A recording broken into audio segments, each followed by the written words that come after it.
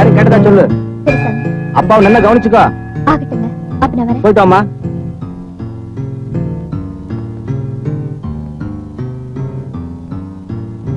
Hello வாடி.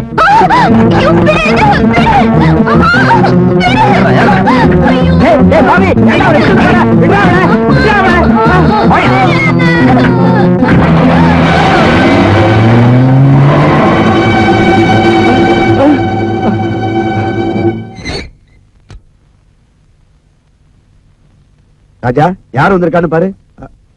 ஏண்டி கட்டின புருஷன் கூட பார்க்காம 4 பேத்துக்கு முன்னாடி ரிக்ஷா வரையா நான் கூப்பிடுறேன்.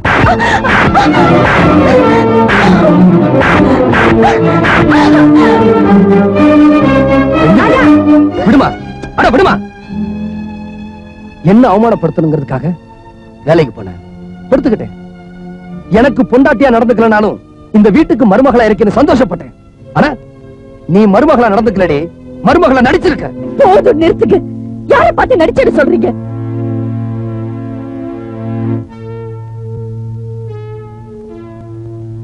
ஆமாங்க, நான் நடிச்சேன். என் உயிரா நினைச்ச உங்களை வெறுத்தேனே, அதுதாங்க நடிப்பு. பேசணுங்கிற ஆசைய மனசு நிறைய வச்சுக்கிட்டு உங்ககிட்ட ஒரு வார்த்தை கூட பேசாம இருந்தேனே, அதுதாங்க நடிப்பு. உங்களையும் உங்க குடும்பத்தையும் அவமானப்படுத்தணும்னு நினைச்சிருந்தா அன்னைக்கு இன்ஸ்பெக்டர் கேட்டப்பவே நீங்க கடத்திட்டு வந்துதான் தாலி கட்டிங்கன்னு சொல்லி உங்களை ஜெயிலுக்கு அனுப்பிச்சிருப்பேன். நீங்க ஒண்ணு என்ன இரும்பு சங்கிலி போட்டு பூட்டி வைக்கலையே, ஆனாலும் நான் இங்கேயே இருந்தேன். ஏன்? உங்களை உயிருக்கு உயிரா காதலிச்சு அதுக்காக உங்க அப்பா கால் போனதுக்கு நானும் ஒரு காரணமா இருந்தேனே, அதுக்காக. உங்களுக்கு ஞாபகம் இருக்கா? நீங்க முதல்ல வாங்கி கொடுத்த பூவை நான் வீசி எறிஞ்சேன். ஏன் தெரியுமா? அந்த பூவை நான் வாங்கியிருந்தா எனக்கு ஒரு புடவை வாங்கி கொடுக்கணுங்கிற ஆசை உங்களுக்கு வந்திருக்கும்.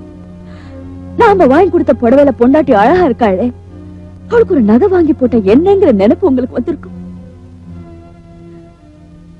நான் அவங்களோட சிரிச்சு பேசியிருந்தா உங்களுக்கு என்னோட சிரிப்பு மட்டும்தான் தெரிஞ்சிருக்கும், பெத்தவங்களோட வேதனை தெரிஞ்சிருக்காதுன்னு நான் நினைச்சேன். நீங்க முதல்ல ரிக்ஷா ஓட்டி சம்பாதிச்ச பணத்தை உங்க அம்மா கிட்ட கொடுத்தப்போ நான் எவ்வளவு சந்தோஷப்பட்டேன் தெரியுமா? ஆனா உங்களை பெத்தவங்க சந்தோஷப்படல, வேதனைப்பட்டாங்க. அது எனக்கு மட்டும் தான் தெரியும், உங்களுக்கு தெரியாது. அப்போ ரிக்ஷா ஓட்டுறத கேவலமா நினைக்கிறீங்களா? இல்லங்க, ரிக்ஷா ஓட்டுறது கேவலமா நினைக்கல. ஆனா அதையே நீங்க ஒரு முடிவா நினைச்சிட்டீங்களோன்னு நான் பயந்தேன். நான் எதுக்காக வேலைக்கு போனேன் அது உங்களுக்கு தெரியுமா? நான் வேலைக்கு போறதை பார்த்து நீங்க ஆத்திரப்படுவீங்க, அப்புறம் ரிக்ஷா ஓட்டுறதை நிறுத்திட்டு வேற நல்ல வேலைக்கு போவீங்கன்னு நான் நினைச்சேன். ஆனா நான் அதுலயும் தோத்துட்டேன். என் தேவைகளுக்காக வேலைக்கு போறேன்னு சொன்னேனே, அது போய் இத்தனை நாளா உங்க சம்பாத்தியத்துல தாங்க வாழ்ந்துட்டு இருக்கேன். நான் சம்பாதிச்சது பூரா பேங்க்ல போட்டு வச்சிருக்கேன். உங்க தங்கச்சிக்கு நல்ல இடத்துல கல்யாணம் பண்ணி கொடுக்க போகும்போது உபயோகப்படும் என்னதான்.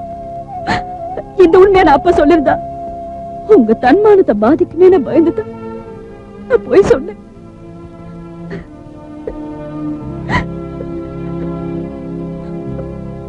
உங்களையும் உங்க குடும்பத்தை பத்தியே நினைச்சிட்டு இருக்க என்ன பார்த்து நடிக்கிறேன்னு சொல்லிட்டீங்களே.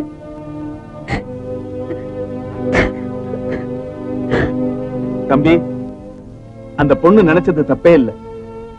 எந்த பொண்ணும் தம் புருஷன் காலமெல்லாம் ரிக்ஷா ஓட்டிக்கிட்டு இருக்கணும்னு ஆசைப்பட மாட்டான். தம்பி, உனக்கு படிப்பு இருக்கு, அறிவு இருக்கு, திறமை இருக்கு, நல்ல குணம் இருக்கு, உனக்கு நல்ல வருங்காலமே இருக்கு. நீ நினைச்ச பெரிய ஆளா வரலாம் சார். அதத்தான் தம்பி அந்த பொண்ணு சொல்லுது. நீ அதை புரிஞ்சுக்காம ஏன் அனாவசியமா எக்ஸைட் ஆற?